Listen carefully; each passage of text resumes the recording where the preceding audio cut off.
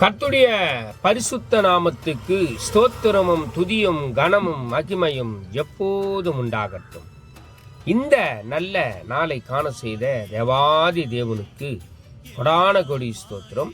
கர்த்தரின் மகிமை ஆத்துமா ஆதாயம் சுவிசேஷ ஊழியத்தின் சார்பாக இன்றைய நாளுக்கான சில நிமிட தேவ செய்தி கேளுங்கள். இனி காலம் செல்லாது, இனி காலம் செல்லாது, இனி காலம் செல்லாது. என் ஆண்டவராக இயேசு கிறிஸ்து வரப்போகிறார். ஆயத்தமாயிருங்கள், ஆயத்தமாயிருங்கள். அநேகரை ஆயத்தப்படுத்தி ஆண்டவர் பக்கமாய் திருப்புங்கள். பக்கத்துணையாய், பக்கபலனாய், பக்குவமாய் உங்கள் பக்கத்திலே இருந்து எல்லா நல்ல காரியங்களையும் செய்து முடிப்பார்.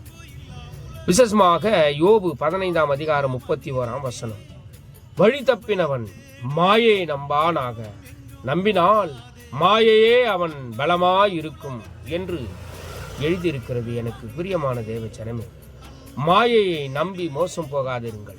எல்லாம் மாய மனதுக்கு சஞ்சலமான காரியங்கள் வரும்.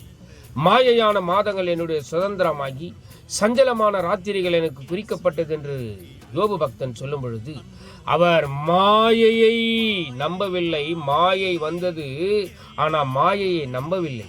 கர்த்தரை நம்பினார், வழி தப்பினார். வழி தப்பி ஆண்டவரிடத்திலே வந்து சேர்ந்தார். ஆண்டவர் அவனை இரட்டத்தனையான ஆசீர்வாதத்தை கொடுத்தார்.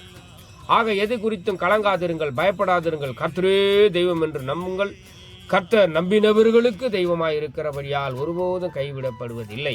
இந்த சத்தத்தை கேட்கிற ஒவ்வொரு ஜனமும் என் ஆண்டவராக இயேசு கிறிஸ்துவை நம்புங்கள், மாயையை பின்பற்றாதிருங்கள்.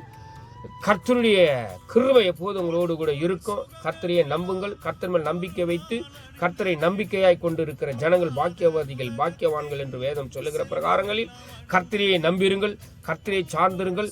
கர்த்தரே உங்களை ஆசீர்வதிப்பார். இந்த நாள் முழுவதும் உங்களை காத்துக்கொள்வார். எந்த பொல்லாப்புனுக்கு நேரிடாது. கர்த்தருடைய மகிமை உங்களோடு கூட இருக்கும் என்பதில் சந்தேகமில்லை. கர்த்தர் தாமே உங்களை ஆசீர்வதிப்பார். God bless you. God bless you. Amen.